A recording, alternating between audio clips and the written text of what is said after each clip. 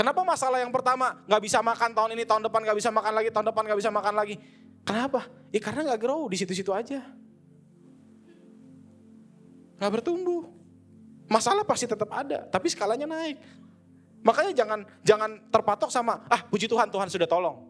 Tunggu dulu, pertolongan Tuhan mengubahkan kehidupan kamu gak? Kalau kehidupan kamu gak berubah, nanti ada remedial.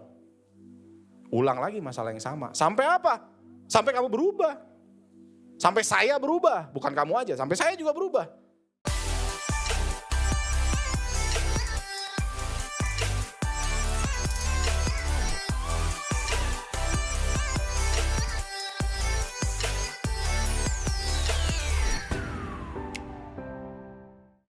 Selamat pagi, shalom. Shalom, ya terima kasih untuk waktunya. Apa kabar saudara? Luar biasa, oke. Hari ini saya mendapat tema adalah tentang kedewasaan di dalam Kristus.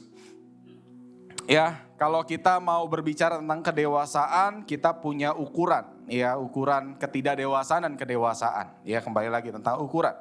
Nah, kalau kita berbicara tentang kedewasaan di dalam Kristus, saya mau mengajak Bapak Ibu semua, saudara-saudara semua, punya satu pemikiran yang sama, punya satu akar yang sama. Kita bergerak berdasarkan dengan prinsip firman Tuhan di dalam kehidupan kita. Jadi kalau kita berbicara tentang kedewasaan, kita memiliki dasar dari mana? Dari firman Tuhan. Kalau kedewasaan kekristenan kita dewasa, maka keseluruhan kehidupan kita pun dewasa. Ya, oke. Yuk kita sama-sama mau lihat di dalam 1 Korintus 13 ayat 12, Paulus menuliskan seperti ini. Karena sekarang kita melihat dalam cermin suatu gambaran yang samar-samar. Tetapi nanti kita akan melihat muka dengan muka. Sekarang aku hanya mengenal dengan tidak sempurna, tetapi aku akan mengenal dengan sempurna. Seperti aku sendiri dikenal. Pada zaman dulu, cermin itu gak seperti sekarang yang ada lapisan peraknya. Dimana kalau kita melihat itu actual. Ya, apa yang kita lihat apa yang ada di muka kita bisa lihat di cermin. Pada zaman dahulu, cermin itu terbuat dari logam yang dipoles. Ya, yang namanya logam, zaman dulu ketok Magic Blitar belum ditemukan. Jadi namanya logam kalau diketok-ketok pasti ada penyok-penyok, betul ya? Dibuat sehalus mungkin, tetap aja ada penyoknya. Makanya kalau kita berkaca, terlihat seperti samar-samar, ya kelihatanlah kurang lebih ganteng. Gitu ya, tapi nggak bisa ngelihat secara detail, samar-samar. Sama seperti kedewasaan kita di dalam Kristus.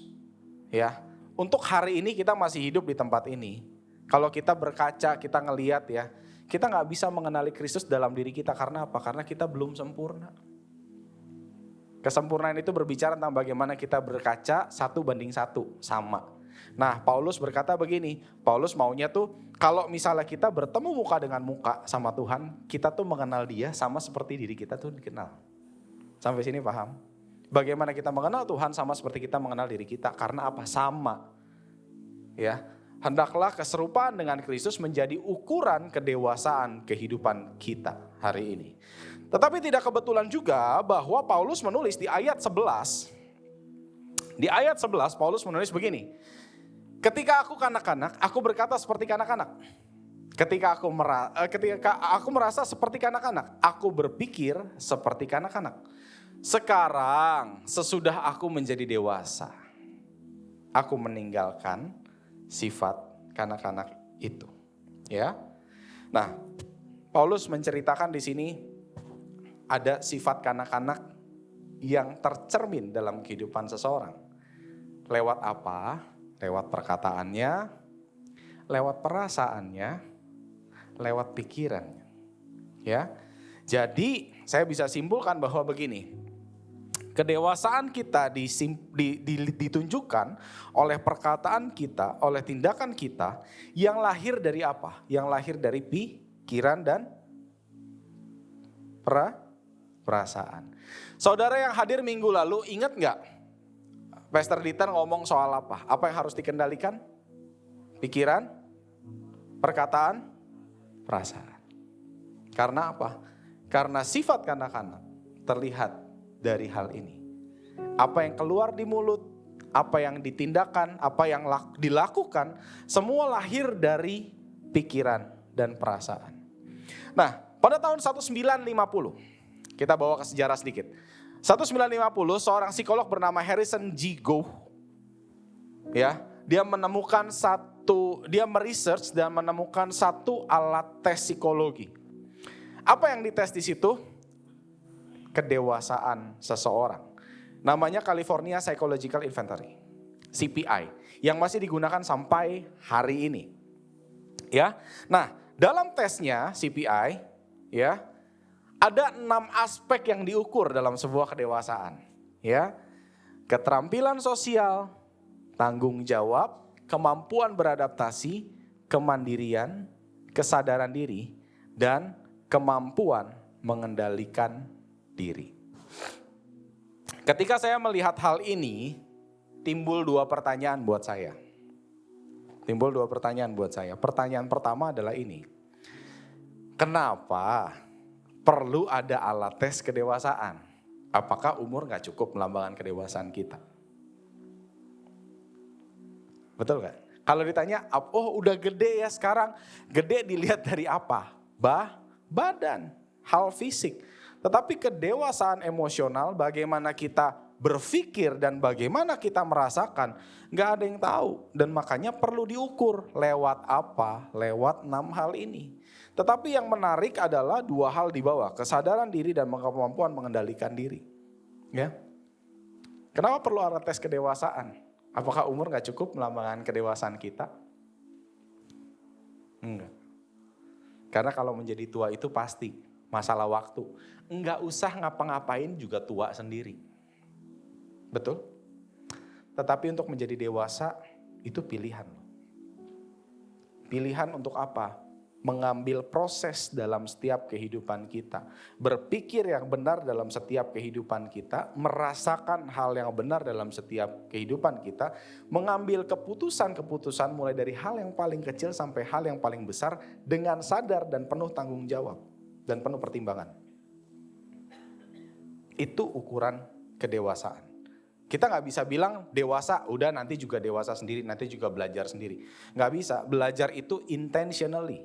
Belajar itu harus disengaja. Kalau kita mau bertumbuh, kalau kita mau belajar, harus mau dan disengaja. Kalau gak disengaja, gak akan bisa belajar. Kalau gak disengaja, gak akan bisa dewasa. Pertanyaan kedua yang muncul adalah seperti ini. Saya mau mengajak Bapak Ibu semua membaca Ibrani 5 ayat 12 sampai 14 tetapi dari terjemahan yang lain. Firman Allah yang hidup, ya. Sudah lama saudara menjadi orang Kristen. Yang seharusnya saudara sekarang mengajar orang lain. Namun saudara masih tetap membutuhkan seorang pengajar untuk mengulang asas-asas pokok dalam firman Tuhan. Saudara seperti bayi yang hanya minum susu dan belum dapat mengunyah makanan. Tahu bedanya susu sama makanan keras? Susu gak perlu proses, tinggal ditelan aja. Tapi makanan keras perlu dikunyah, perlu diproses. Kalau prosesnya gak benar, pencernaan juga jadi gak benar. Ya, orang yang masih hidup dari susu belum maju dalam hidup kekristenannya. Ya. Dan tidak tahu banyak tentang perbedaan antara yang benar dan yang salah. Ia orang Kristen yang masih bayi. Saudara tidak akan dapat mengunyah makanan rohani dan memahami hal-hal yang lebih dalam mengenai firman Allah. Kalau, ada kata kalau di sini. Kalau saudara belum menjadi orang Kristen yang lebih baik dan belajar membedakan yang benar dari yang salah dengan melakukan hal-hal yang benar. Kalau saudara baca ini, saudara bisa menyimpulkan apa? Kedewasaan itu harus disengaja. Kedewasaan itu harus dipush dari diri kita sendiri. Untuk apa? Mengerti, mengolah sendiri, bukan diolahin orang. Saudara pernah ngajak pasangan saudara, "Pih, mau makan apa? Mi, mau makan apa?" Ya kan? Enggak males. Disuapin mau ya? Iya. Ada yang jawab mau, ada yang jawab enggak mau. Kalau dia jawab enggak mau, jurusnya apa? Dikunyahin mau. Itu udah menjijikan. Tapi kalau buat anak kecil gimana? Siapa yang punya anak? Ada yang punya anak? Pernah gak kasih makan anaknya, aduh ini keras nih, gue kunyahin dulu deh, kasih dia. Ngangguk ya Ci, bener ya? Bener? Iya. Tapi mau sampai umur berapa saudara? Kalau Gisel umur berapa sekarang? 15. Mih tolong kunyahin. Itu jadi hal yang beda ceritanya, itu menjijikan. Karena apa? Karena di usia 15 dia sudah harus bisa memproses kehidupan makanannya sendiri. Sama dengan kita, berapa tahun kita jadi orang Kristen tetapi hidup kita gini-gini aja. Karena apa? Kita gak belajar. Saya bukan pembicara yang ngomong begini, nggak ada, di sini nggak ada, di Uganda adanya, enggak. Saya bukan tipe yang kayak gitu. Saya yakin di sini ada orangnya. Karena kalau di sini nggak ada, buat apa firman Tuhan ditaburkan di sini? Betul. Yang dibutuhkan adalah apa? Kesadaran dari kita. Oh, saya ada di proses itu. Saya harus berubah. Jadi di sini ada nggak orangnya? Saya nggak tahu siapa. Tapi ada nggak orangnya? Ada. Nggak mungkin saya lempar di Uganda. Ya kalau gitu saya khotbah aja di Uganda. Kan sekalian jadi berkat buat bangsa-bangsa. Enggak lah, saya nggak bisa bahasa sono ya. Itu pertanyaan pertama yang muncul. Kenapa perlu ada tes kedewasaan? Karena nggak semua orang bisa bersikap dewasa. Masih ada aja yang udah tua masih minta dikunyahin. Masih ada aja yang udah tua tapi kehidupannya masih kayak anak-anak. Pertanyaan yang kedua yang muncul adalah, dalam 6 tes tersebut, tes nomor 5 dan nomor 6 berbicara tentang kesadaran dan pengendalian diri. Nah, pertanyaannya adalah kenapa hal ini perlu untuk diukur? Sadar diri tuh bahasa Indonesianya tuh sebenarnya lebih klek, cuman konotasinya negatif. Sadar diri berbicara tentang tahu diri. Sadar diri kita posisinya di mana. Karena apa? Karena ukuran kedewasaan adalah tentang seberapa kita sadar. Kalau menurut firman Tuhan tadi, Ibrani 5. Ukuran kedewasaan kita adalah seberapa sih kita bisa sadar ya, mana yang baik dan benar. Dan seberapa kita mampu mengendalikan diri, memimpin diri kita sendiri untuk pilih yang benar dalam segala situasi dan kondisi. Perbedaan anak-anak dan orang dewasa apa? Anak-anak tahu makan es bikin batuk kalau kebanyakan. Tapi dia tidak mampu mengendalikan diri untuk nahan. Saudara pernah dengar tentang marshmallow test gak? Ya, ada anak-anak di research ya. Anak-anak di research dikasih marshmallow terus suruh tunggu 10 menit. Ya, setelah disuruh tunggu 10 menit dia bilang gini, kalau kamu berhasil tunggu 10 menit, kamu akan dapat apa yang kamu mau. Kamu tunggu marshmallow ini 10 menit, kamu tahan, kamu gak boleh makan. Ya, saudara tahu gak, 70%, saya lupa persentasenya, tapi mayoritas mereka yang berhasil melewati tes itu, jadi anak-anak itu nunggu, ngelihat marshmallow gitu ya. Kan gak boleh makan ya, dia ambil, gak jadi makan. Ambil, gak jadi makan. Tingkat kesuksesannya lebih tinggi daripada mereka yang ngelihat nggak ada kamera, nggak ada yang lihat, dimakan. Hal ini berbicara tentang apa? Pengendalian diri. Ternyata pengendalian diri ini menentukan kedewasaan kita. Pengendalian ini menentukan masa depan kita juga. Seberapa kita mampu mengendalikan diri kita, seberapa kita mampu mengontrol diri kita, memimpin diri kita untuk melakukan hal yang benar, menentukan masa depan kita. Nah, bagaimana pikiran dan perasaan yang menjadi tindakan itu terbentuk? Biasanya situasi terjadi sekitar kita, betul ya? Situasi mau nggak diapa-apain pun terjadi, apapun situasinya itu terjadi, ya. Dalam segala hal, macet, kita nggak expect macet ya. Tapi kalau macet bisa aja terjadi. Apapun situasi bisa terjadi. Situasi membentuk cara pandang kita. Bagaimana kita merespon situasi tersebut, kita melihat situasi tersebut masuk ke dalam kepala kita dari cara pandang. Cara pandang menentukan pikiran dan apa yang kita rasakan. Dari apa yang kita pikirkan dan kita rasakan menentukan respon kita. Nah, kalau cara pandang kita negatif, kalau cara pandang kita melihat segala sesuatu dari sisi yang negatif, segala situasi dinilai negatif. Saya kasih contoh ya. Kalau saya punya kacamata cara pandang yang negatif nih. Situasinya baik. Contoh. Ya, tiba-tiba gak ada angin, gak ada hujan. Tiba-tiba ada kiriman kue. Terus ada message di situ di atasnya. Enjoy ya Stan, glad, with love, Gustav and Chico.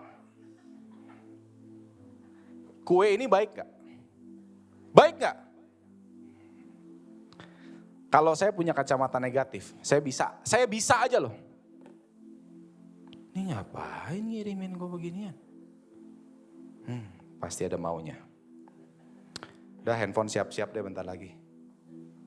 Mau pinjam duit nih kayaknya. Kayak duit gue banyak aja. Ya, ada maunya pasti. Teman-teman, dikirimin kue hal positif atau negatif? Tapi bisa gak kejadian kayak tadi? Bisa aja.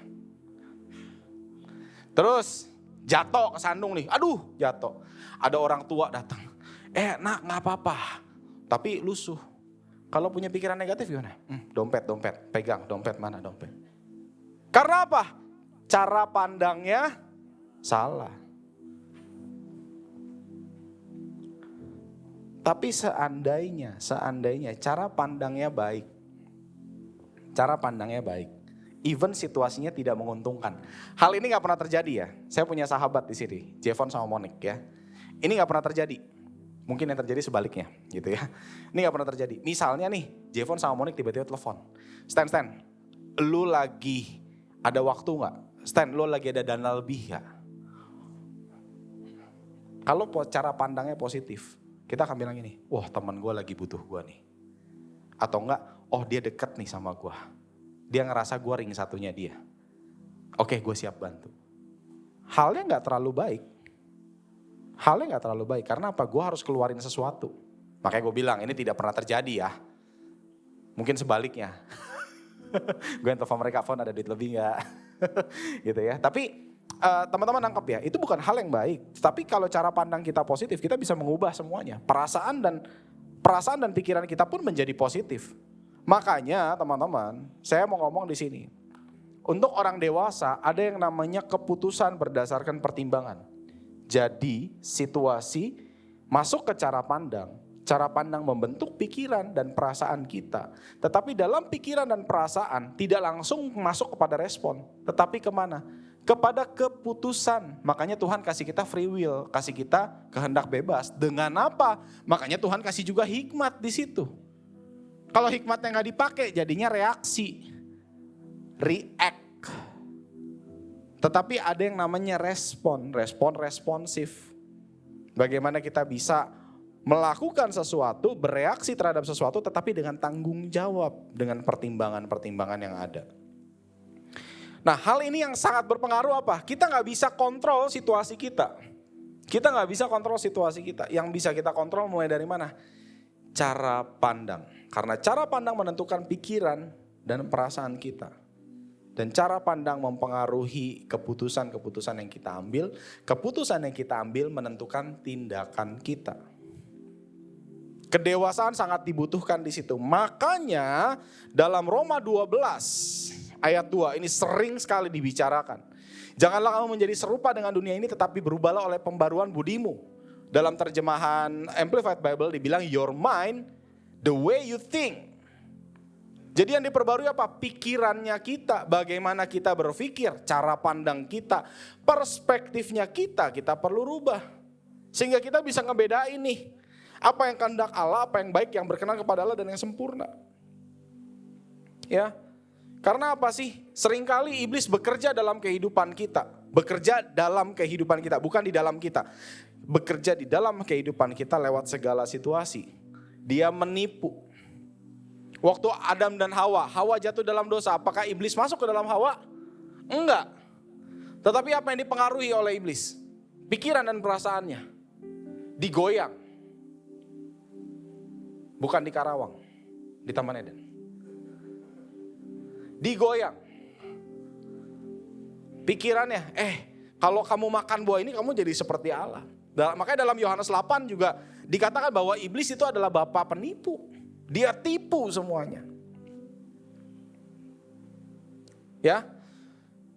Iblis bilang, kalau lu makan lu bisa jadi seperti Allah nih, makanlah. Terus Hawa juga dengan pengertiannya dan pendapatnya. Gue sering kesel dengar gini, kalau udah salah terus ngomongin, oh saya pikir gitu. Nah itu tuh, Hawa begitu tuh, pas dia makan, oh saya pikir, ya kan.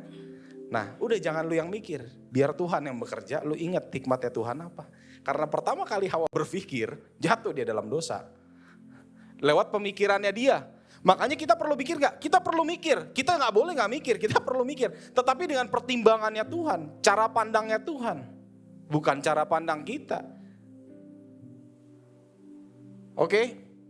Iblis itu bekerja lewat situasi untuk menghancurkan kita. Dari dalam, yang dihancurkan apa? Perasaan dan pikiran. Perasaannya dijauhin, jadi curigation sama Tuhan. Katakan sama-sama, curigation. Curigation. Ya. Nih hal-hal kayak gini terjadi, kayaknya Tuhan gak sayang sama gue. Kayaknya Tuhan udah mulai ninggalin gue. Curigation. Percuma lah gue pelayanan, hidup gue gini-gini aja. Yang berpikir seperti itu bertobat. Ada di sini atau di Uganda? Ada. Orangnya siapa? Saya nggak tahu. Jujur saya nggak tahu. Saya nggak tahu. Tapi ada, ya. Nah, teman-teman, siapa yang bisa termakan dengan tipuan iblis? Saya menganalisa ada 3 orang. Nggak usah sebut nama, nggak ada namanya. Ini orangnya, ya. Mereka yang sedang atau mudah terluka hatinya. Ya, yang sensian, kesenggol dikit ngambek, kesenggol dikit marah, sensi. Gampang bereaksi, gampang tersurut. Mereka yang sedang atau mudah terluka hatinya. Yang kedua adalah mereka yang sedang atau mudah kalut pikirannya, mudah kusut pikirannya. Nah, uniknya kedua hal ini berbicara tentang kapasitas. Dua hal ini berbicara tentang kapasitas. Kenapa hatinya mudah terluka? Karena sempit hatinya. Dimasukin banyak hal, kegores-goreslah hatinya. Makanya hati perlu diperbesar kapasitasnya. Kalau berkatnya mau banyak, hatinya harus besar. Tetapi dengan hati yang besar, apakah masalahnya kecil-kecil? Hah? Saya selalu percaya, with a great power comes with great responsibility. Hati yang besar pasti masalahnya lebih besar. Saya kenal satu orang. Namanya ke Jerman-Jermanan. Nah itu orang tuh hatinya gede tuh. Ya, nama Jermannya Dietrich. Nah itu orang hatinya gede tuh. Semakin besar hatinya, semakin besar gak masalahnya? Besar masalahnya.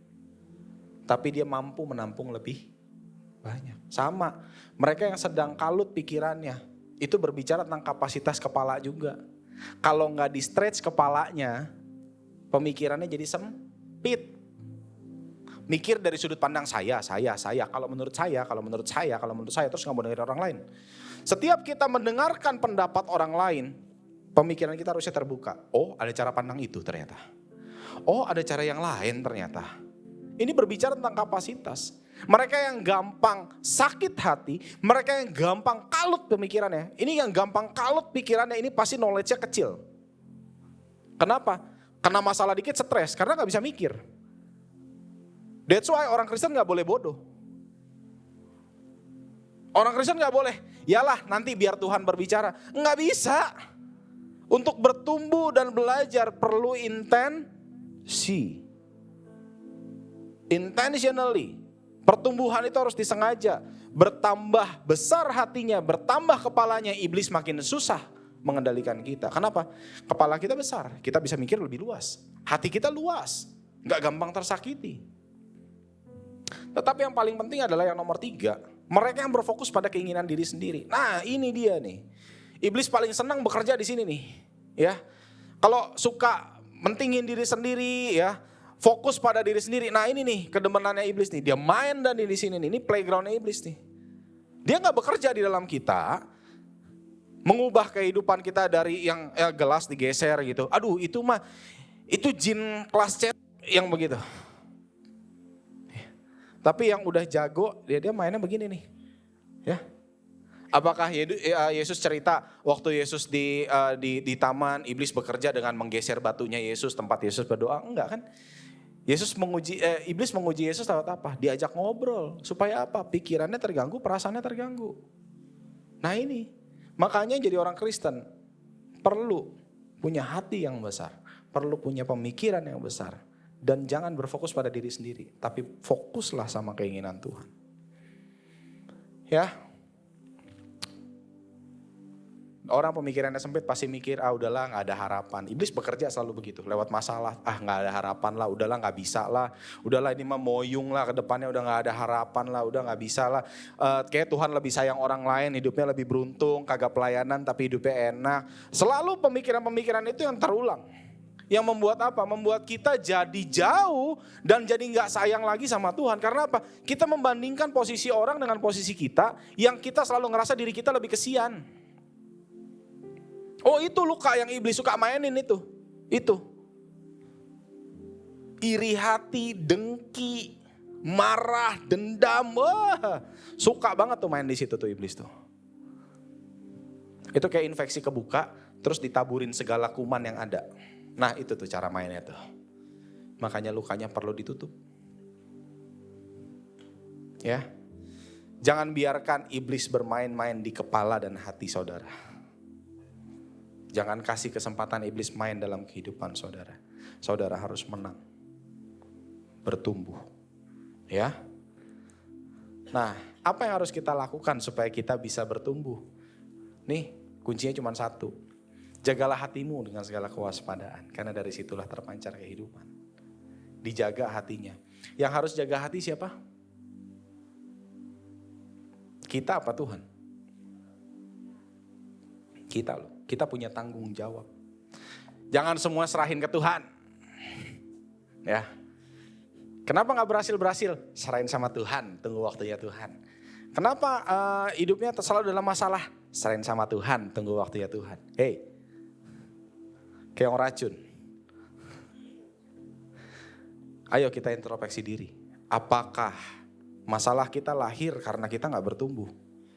Apakah masalah kita selalu berulang karena kita memang gak menang-menang? Jangan fokus sama pertolongan Tuhan. Terus masalahnya berulang di skala yang sama. Itu Tuhan tolong lu karena bentar lagi kalau gak ditolong itu mati. Contoh, tahun ini masalahnya apa? Buat makan aja susah. Tapi puji Tuhan minggu lalu waktu udah gak ada makanan, udah gak ada uang, Tuhan tolong. Sekali. Tahun depan datang ke ketua friendnya ngomongnya sama.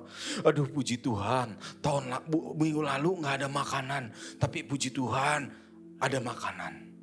2 tahun lagi datang ke friend leadernya, friend facilitatornya. Sama ceritanya. Ayo dong skalanya naik dong. Lu jangan bersyukur karena pertolongan Tuhan itu berarti lu gak bertumbuh. Skalanya sama gak bisa makan mulu. Naik dong skalanya. Tahun ini, saya gak bisa makan tapi puji Tuhan, Tuhan tolong. Yang kedua, saya pengen makan yang bergizi ya. Tahun depan nih ngomong. Tahun depannya lagi, puji Tuhan loh, saya udah bisa makan makanan bergizi. Saya pengen dong kasih orang makan, tapi saya belum bisa. Tahun depannya lagi, saya puji Tuhan loh, saya udah bisa kasih orang makan. Tapi saya pengen nih kasih orang makan yang bergizi. Tiap tahun masalahnya naik, skalanya naik gak? Naik, ada masalah tetap ada. Kenapa masalah yang pertama gak bisa makan tahun ini, tahun depan gak bisa makan lagi, tahun depan gak bisa makan lagi? Kenapa? Karena gak grow di situ-situ aja. Gak bertumbuh. Masalah pasti tetap ada, tapi skalanya naik. Makanya jangan terpatok sama, puji Tuhan, Tuhan sudah tolong. Tunggu dulu, pertolongan Tuhan mengubahkan kehidupan kamu gak? Kalau kehidupan kamu gak berubah, nanti ada remedial. Ulang lagi masalah yang sama. Sampai apa? Sampai kamu berubah. Sampai saya berubah, bukan kamu aja, sampai saya juga berubah. Udah kelamaan. Kenapa hati lagi perlu dijaga? Lihat deh, waktu Salomo minta hikmat sama Tuhan, Tuhan bilang begini, maka sesungguhnya aku, Tuhan, akan melakukan sesuai dengan permintaanmu itu. Sesungguhnya aku memberikan kepadamu hati yang penuh hikmat dan pengertian. Berarti kenapa kita perlu jaga hati kita? Karena hati kita itu adalah satu wadah di mana Tuhan bekerja. Tuhan memberikan hikmatnya di sana. Tuhan memberikan hatinya di sana. Saudara mau bijak seperti Salomo? Mau bijak seperti Salomo? Mau punya hikmat seperti Salomo? Susah amat jawab mau. Mau gak? Mau. Jaga hatimu. Ya. Nah, pertanyaan selanjutnya adalah begini. Langkah praktis apa sih yang kita bisa lakukan? Ya. Waktu saya tinggal 12 menit nih, ya. Langkah praktis apa yang kita dapat lakukan supaya cara pandang kita sama dengan cara pandang kita, otomatis kehidupan kita memiliki pikiran dan perasaan Kristus dan kehidupan kita menjadi dewasa dan berubah. Yang pertama, renungkan firman Tuhan. Saya gak berbicara tentang baca Alkitab aja, saat teduh aja, asal baca Alkitab, kita berdoa selesai. Enggak. Kenapa? Karena menurut saya firman Tuhan itu perlu direnungkan. Ingat susu dan makanan keras? Saudara sudah dewasa, saudara harus memilah. Kalau mungkin masih anak-anak, perlu taunya gini aja. Oh, Tuhan sanggup mengubah 5 roti 2 ikan menjadi 12, sisa 12 keranjang untuk kasih makan 5.000 orang. Mungkin anak-anak cuma perlu tahu itu doang. Tetapi untuk kita orang dewasa kita perlu tahu, oh kenapa ya? Kenapa? Apa yang Tuhan mau ajarkan di sini? Oh, ada hikmat muncul. Oh, kita diajar untuk memberi apa yang kita punya dan Tuhan yang akan melipat gandakan. Karena anak itu cuma punya, ya om, cuma ada 5 roti 2 ikan nih. Nih banyak orang. Tapi karena ada hati anak yang mau memberi, maka itu bisa berkelimpahan. Kita bisa dapat banyak sudut pandang. Makanya firman Tuhan perlu direnungkan. Untuk pelajaran yang kita dapat, belajar kunyah. Dalam Ibrani 4 ayat 12 dikatakan seperti ini. Sebab firman Allah hidup dan kuat dan lebih tajam daripada pedang bermata 2 manapun. Ia menusuk amat dalam, memisahkan jiwa dan roh, sendi-sendi dan sumsum. Ia sanggup membedakan pertimbangan dan pikiran hati kita. Bapak Ibu, saya mau ngasih tahu satu hal seperti ini. Keinginan daging tidak berasal dari daging. Keinginan daging tidak berasal dari tubuh, saya ralat. Keinginan daging tidak berasal dari tubuh. Karena tubuh ini adalah daging pelaksana aja. Dia gak punya keinginan. Keinginan itu lahir dari jiwa. Makanya jiwa harus dipelihara. Uniknya adalah Tuhan kasih hikmat di dalam jiwa. Yang di dalam jiwa ada kehendak bebas yang Tuhan juga berikan kepada kita. Tinggal kehendak bebas ini kita pilih. Ini mau ngikut mau gua apa mau Tuhan ya? Makanya jiwa perlu dewasa, makanya jiwa perlu sehat. Kalau saudara merasakan ada gangguan dalam mental saudara, dalam jiwa saudara, jangan ragu untuk mengakui, wah gue kayaknya ada masalah nih, dikit-dikit gue anxiety. Jangan diremehin soal jiwa. Berapa banyak sekarang anak-anak bunuh diri, lompat karena masalah jiwa. Jangan diremehin masalah jiwa. Keinginan daging itu gak berasal dari tubuh. Enggak, dari jiwa. Makanya penting untuk jaga jiwa kita. Tuh, memisahkan jiwa dan roh. Ia sanggup membedakan pertimbangan hati dan pikiran kita. Dalam Yakobus 1 ayat 21. Sebab itu buanglah segala sesuatu yang kotor dan kejahatan yang begitu banyak. Dan terimalah dengan lemah lembut firman yang tertanam di dalam hatimu. Yang berkuasa menyelamatkan jiwamu. Firman Tuhan menyelamatkan jiwa kita. Karena apa? Karena kita tahu. Jadi tahu apa yang harus gue lakukan. Tetapi untuk mengambil keputusan apa yang harus gue lakukan. Itu di tangan kita. Tuhan gak bisa bantu. Tuhan cuma kasih kita hikmat untuk kita melakukan. Tapi mau diambil atau gak diambil itu urusan kita. Kita perlu dewasa untuk mengambil, mengikut apa yang Tuhan mau. Itu yang pertama, renungkan firman Tuhan. Karena firman Tuhan mampu membelah mana keinginan kita, mana keinginan Tuhan. Yang kedua adalah refleksi diri. Ini tidak berbicara tentang massage. Self-reflection. Perlu teman-teman, ada momen tenang dalam kehidupan kita. Sebab beginilah firman Tuhan dalam Yesaya 30 ayat 15. Sebab beginilah firman Tuhan Allah yang Maha Kudus, Allah Israel. Dengan bertobat dan tinggal diam, kamu akan diselamatkan. Dalam tinggal tenang dan percaya terletak kekuatanmu. Lanjutannya, tetapi kamu enggan. Banyak orang kalut ngadapin masalah dan situasi. Ngerasa diri lebih pintar, ngerasa diri bisa solve semuanya.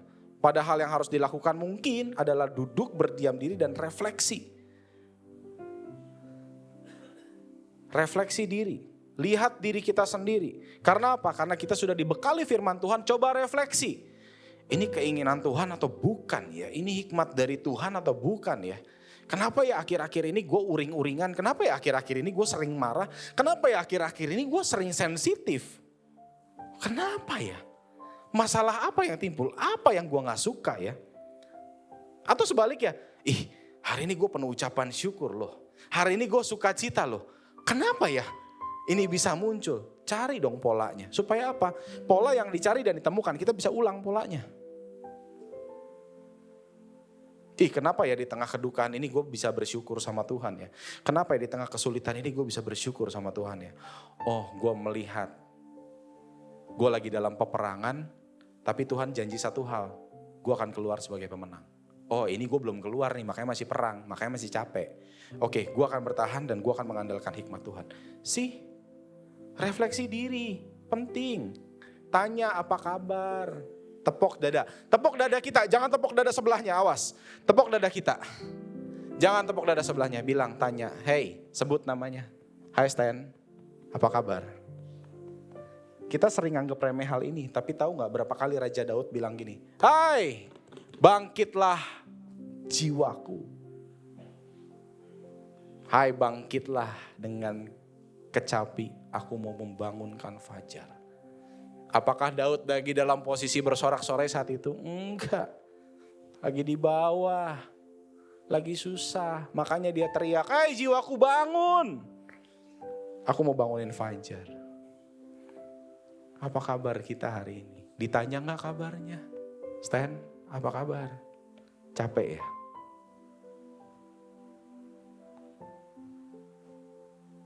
Ngerasa aneh kan? Karena apa? Karena kamu gak pernah ngomong sama diri sendiri. Ngomong sama orang, terus biarin orang dengerin kita atau gak kita dengerin orang. Tapi kita gak pernah dengerin diri kita sendiri. Hai, apa kabar? Capek? Hai, apa kabar? Bangkit yuk. Udah lama loh lu gak bangkit. Refleksi diri. Supaya apa? At least ada yang bangunin diri kamu. Hey, apa kabar? Capek ya ngikutin diri sendiri. Yuk mulai ikutin keinginan Tuhan yuk. Minta Roh Kudus kuatin. Kamu gak kuat, tapi Roh Kudus bisa kuatin. Ngomong dong sama diri sendiri. Nunggu ditumpangin tangan sama Pastor Dieter. Gak kegilir kita setahun. Dia juga punya banyak hal yang perlu diurusin. Ayo, Tepok dada diri sendiri tiap pagi bangun. Hey, jangan lupa bersyukur ya. Hey, bangkit ya hari ini. Hey, kuat ya, kita punya Tuhan. Aduh, jadi melo. Maksudku ialah hiduplah oleh roh, maka kamu tidak akan mengikuti keinginan daging. Sebab keinginan daging berlawanan dengan keinginan roh. Dan keinginan roh berlawanan dengan keinginan daging. Karena keduanya bertentangan sehingga kamu setiap kali tidak melakukan apa yang kamu kehendaki. Karena apa? Rebutan. Setelah kita tahu, setelah kita refleksi, setelah kita mengerti firman Tuhan, setelah kita renungkan firman Tuhan, kita tahu firman Tuhan, kita refleksi diri posisi kita hari ini ada di mana. Jangan diignore, enggak, gue harus percaya, enggak. Ya kalau lu lagi gak percaya lu bisa ngomong. Tuhan, gue lagi sulit percaya nih, tapi boleh gak ajar gue untuk percaya. Tuhan, gue lagi gak bisa bersuka cita nih, tapi boleh gak ajar gue bisa bersuka cita. Tuhan, gue sulit nih ngampunin nih. Tuhan, gue belum bisa ngampunin. Tuhan, ajar dong gue bisa ngampunin. Tuhan, gue gak bisa terima situasi ini. Tuhan, ajar dong. Roh Kudus tolong dong supaya gue bisa ngampunin. Kasih saya hikmat, pengertian supaya saya bisa melewati masa-masa ini. Dan itu lahir di hati saudara. Setelah itu semua lahir, setelah Tuhan berikan semua hikmat, lewat refleksi saudara, lewat renungan saudara, putuskanlah untuk melakukan yang benar. Yakobus 1 ayat 22 dan 25 ya. Tetapi hendaklah kamu menjadi pelaku firman dan bukan hanya pendengar saja. Sebab jika tidak demikian kamu menipu diri sendiri. Tetapi barang siapa mengerti hukum yang sempurna, yaitu hukum yang memerdekakan orang. Ini adalah firman Tuhan. Dan ia bertekun di dalamnya. Jadi bukan hanya mendengar untuk melupakannya, tetapi sungguh-sungguh melakukannya. Dan ia akan berbahagia oleh perbuatannya. Tahu gak cukup? Ingat ukuran kedewasaan tadi? Bagaimana kita sadar diri dan mampu mengendalikan diri? Ini momen mengendalikan diri untuk melakukan.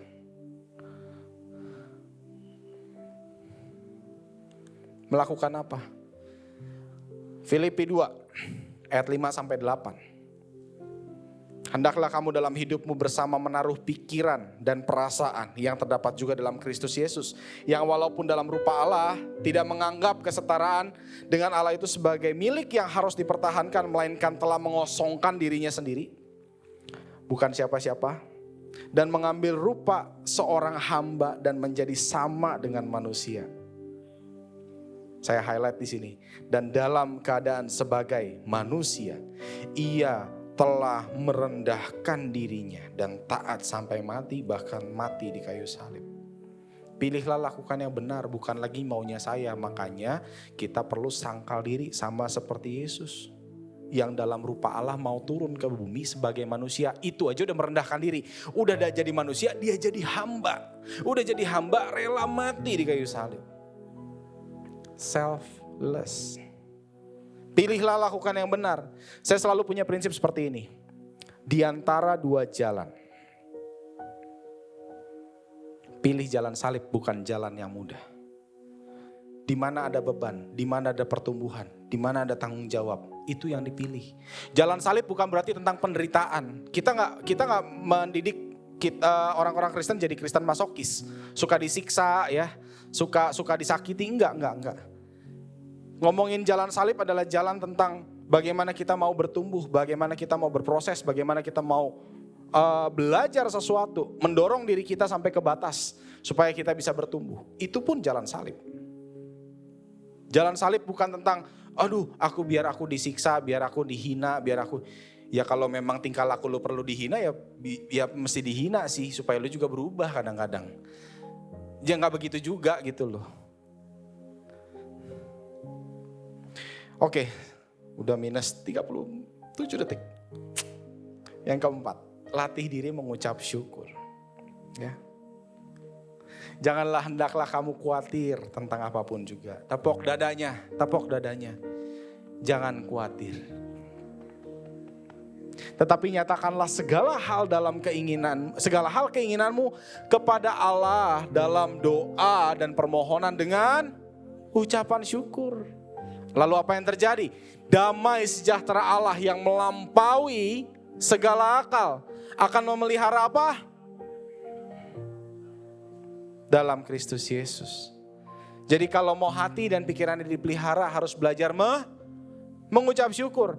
Kenapa mengucap syukur jadi hal yang penting? Dalam pola pikir nih ya. Kita gak ngomong secara Bible dulu. Secara Bible sudah jelas penting. Bapak Ibu kalau belajar mengucap syukur, Bapak Ibu akan belajar mencari hal baik di tengah hal buruk. Bapak Ibu akan belajar mencari solusi di tengah masalah. Bapak Ibu akan berusaha mencari kemenangan di tengah peperangan. Makanya belajar ngucap syukur. Ngucap syukur juga gak boleh asal. Gimana bro hari ini? Ya puji Tuhan lah masih napas. Itu adalah ucapan syukur orang-orang yang despo. Tahu despo? Desperate. Putus asa. Ya puji Tuhan lah masih bisa makan. Bisa gak sih kita punya ucapan syukur yang tulus? Puji Tuhan, di tengah semua masalah yang terjadi masih ada lu yang nanyain gua. Gua bersyukur punya teman kayak lu. Kan sedep kayak begitu. Besok-besok dikirimin kue. Gua bersyukur di tengah semua situasi dan masalah yang ada. Tuhan kasih gua kekuatan untuk tetap tersenyum. Lu lihat senyum gua? Lihat, fales gak senyum gua? Kalau dia bilang masih fales, berarti belum tulus. Latih lagi. Bapak Ibu, masalah itu hadir untuk menguatkan kita, untuk mengeluarkan karakter Kristus dalam kehidupan kita. Untuk menguji apakah kita masih percaya sama dia. Kalau orang dikasih manis-manis aja mah percaya semuanya. Betul? Biar gue cepet ya. Ya udah lanjut. Bapak Ibu, lihat peluang. Lihat harapan. Iblis berusaha mengaburkan harapan dalam kehidupan Bapak Ibu. Supaya apa? Supaya kita pasrah. Supaya kita apa? Menyerahkan hidup kita. Udah dah, gue gak punya harapan. Do nothing. Kita gak ngelakuin apa-apa. Kita tidak bertumbuh. Dan akhirnya pekerjaan Tuhan dalam kehidupan kita gak selesai sampai kita masuk liang lahat. Itu yang iblis mau. Ayo selesaikan pekerjaan Tuhan dalam kehidupan kita. Punya harapan.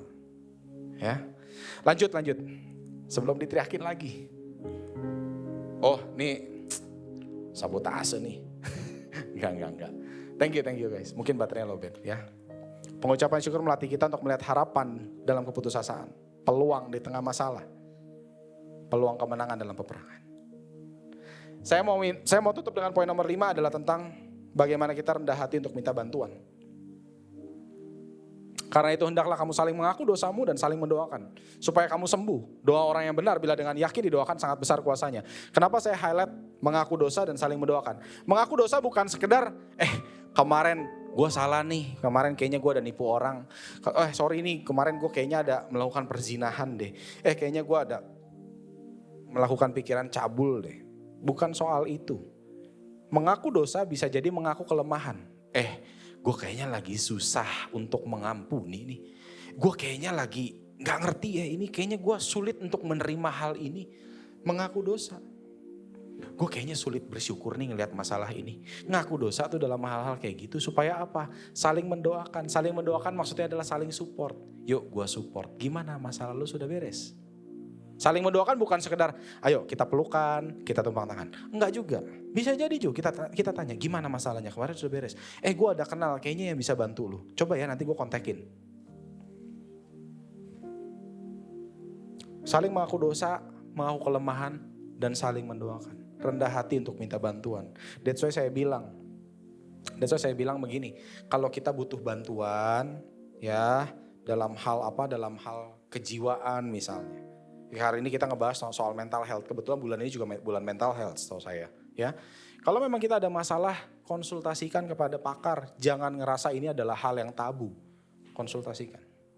Supaya apa? Supaya jiwa kita sehat, jiwa kita sembuh.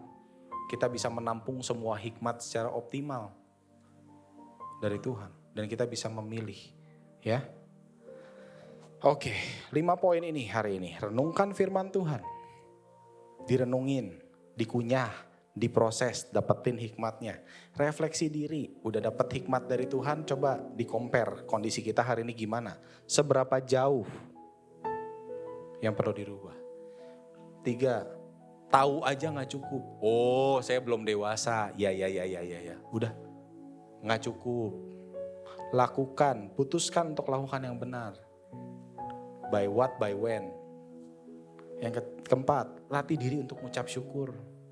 Mengucap syukur. Karena itu yang memelihara jiwa kita. Ya. Yang kelima, rendah hati untuk minta bantuan.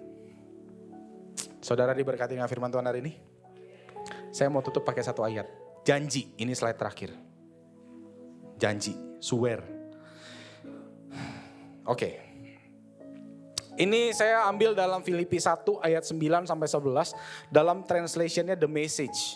Tapi saya translate ke dalam bahasa Indonesia. Oke.